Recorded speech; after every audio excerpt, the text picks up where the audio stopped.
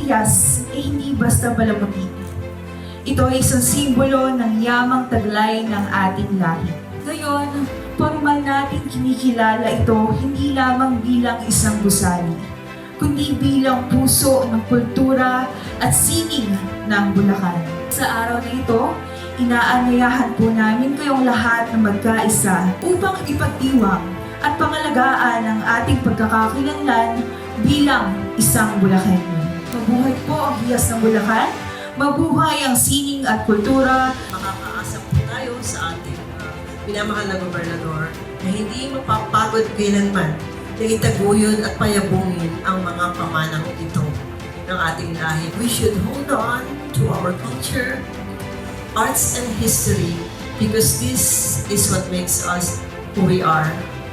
No matter how different we are individually, this is what makes us a community.